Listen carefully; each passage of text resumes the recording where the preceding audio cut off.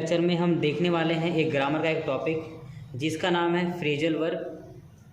Phrasal verb क्या होती है पहले ये समझना बहुत ज़्यादा ज़रूरी है। तो पहले बच्चों बताता हूँ फ्रेजल वर्ब क्या होती है। फ्रेजल वर्ब का मतलब होता है, ध्यान रखना, किसी भी वर्ब में अगर प्रीपोजिशन, बात को समझना, प्रीपोजिशन किसी भी वर्ब में अगर वर्ब के अंदर कोई भी प्रीपोजिशन, कुछ प्रीपोजिशंस होती है, उनको जोड़ दिया जाए तो जो वर्ड बनकर आता है जिसकी कोई मीनिंग हो उसे ही आप फ्रेजल वर्ब कहते हो।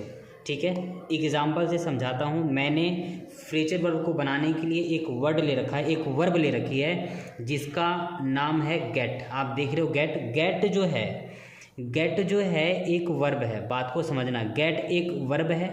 अब इस गेट से हमें बनानी है फ्रेजल वर्ब, और फ्रेजल वर्ब एक ऐसी वर्ब होती है जिससे कई सारे अर्थ निकलते हैं और इंग्लिश में बहुत ज़्यादा यूज़ किए जाते हैं। देखना, जैसे एग्जांपल लिया है मैंने, गेट टॉपिक है, एक वर्ड है गेट और एक इन एक प्रीपोजिशन है, तो इससे क्या बना, गेट इन बोलो। अब देखो गेट है, ऑन एक प्रीपोजिशन है, गेट ऑन, गेट इन और गेट ऑन।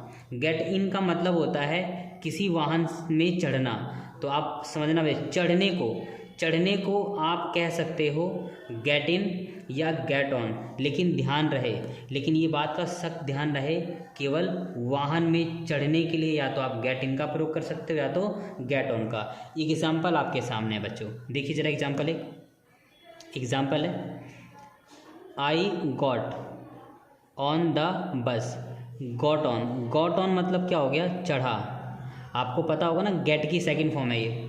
तो आई गॉट ऑन मतलब मैं चढ़ा द बस में। ठीक है, तो आपने एग्जाम्पल देखा, मैं बस में चढ़ा। आई होप शायद आप समझ चुके होंगे इसके बारे में। मैं फिर एक बार कहना चाहूँगा कि गेट एक वर्ब है। इस लेक्चर में देखो, यहाँ पर भी गेट और गेट, इसके साथ जितने भी वर्ड हैं वो सारे प्रीपोजिशन के हैं, तो इसीलिए ये सारी की सारी फ्रेजल वर्ब है। ठीक है, तो आप समझ चुके हैं। अब ज़रा फटाफट देखिए, ख़त्म कर लेते हैं इस लेक्चर को तेज़ी में।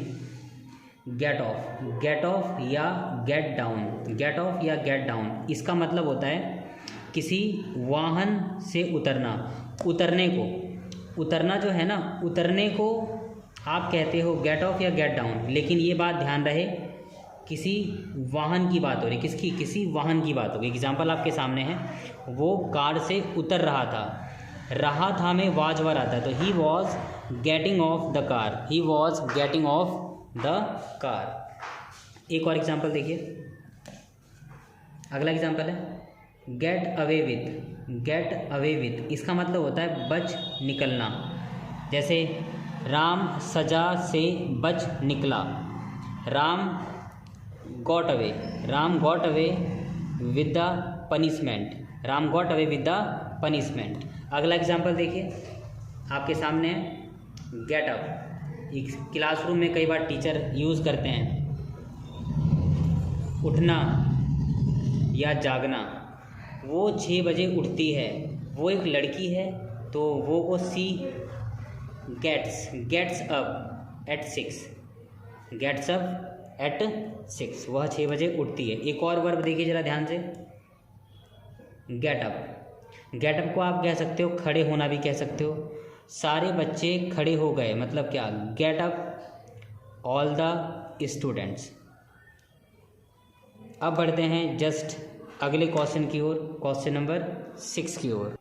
गेट अलोंग विद का मतलब होता है बच्चों किसी के साथ अच्छे संबंध बनाना। मतलब जैसे कई बार ऐसा रिलेशंस होता है ना, रिलेशन में अच्छी अच्छी बातें करते हैं, कोई भी दोस्त यार हो, माता पिता हो, कोई भी रिलेशन अच्छा बनाना। I get along with all my colleagues. Okay, इसका मतलब है सभी साथियों के साथ में अच्छे संबंध हैं। अगला एग्जाम्पल देखिए जरा ध्यान से, गेट आउट ऑफ, बाहर निकलना। मैं चाहता हूँ कि तुम मेरे घर से बाहर निकल जाओ, अर्थात आई वॉन्ट मैं चाहता हूँ, you to get out of मतलब क्या, बाहर निकलना, माई होम मेरे घर से। अगला एग्जाम्पल, गेट ओवर का मतलब होता है किसी परेशानी से बाहर निकलना। देखो निकलना यहाँ पर भी है और निकलना यहाँ पर, ये परेशानी से बाहर निकलना। एग्जाम्पल आपके सामने है, राम किसी तरह अपनी परेशानियों से बाहर निकल पाया। पाया का मतलब होता है बेटे कुड, क्या होता है, पाया को बोलते हैं could. Ram could somehow get over his problems. Ram किसी तरह अपनी परेशानियों से बाहर निकल पाया। अब करते हैं, लास्ट है गेट थ्रो का मतलब होता है किसी परीक्षा में पास हो जाना, किसी भी परीक्षा में पास हो जाना। जैसे मैं परीक्षा में पास नहीं हो पाया। पाया का मतलब हो गया कुड नॉट, इसका मतलब क्या हो गया, कुड नॉट, अर्थात I could not get through the exam, मैं परीक्षा में पास नहीं हो पाया। आई होप आप लोगों ने इस लेक्चर को अच्छे से देखा होगा और या समझा होगा फ्रेजल वर्ब क्या होती है और किस प्रकार से फ्रेजल वर्ब का प्रयोग सेंटेंस में किया जाता है और यूज़फुल होती है बहुत ज़्यादा फ्रेजल वर्ब। इस वीडियो को पूरा देखने के लिए बहुत बहुत धन्यवाद।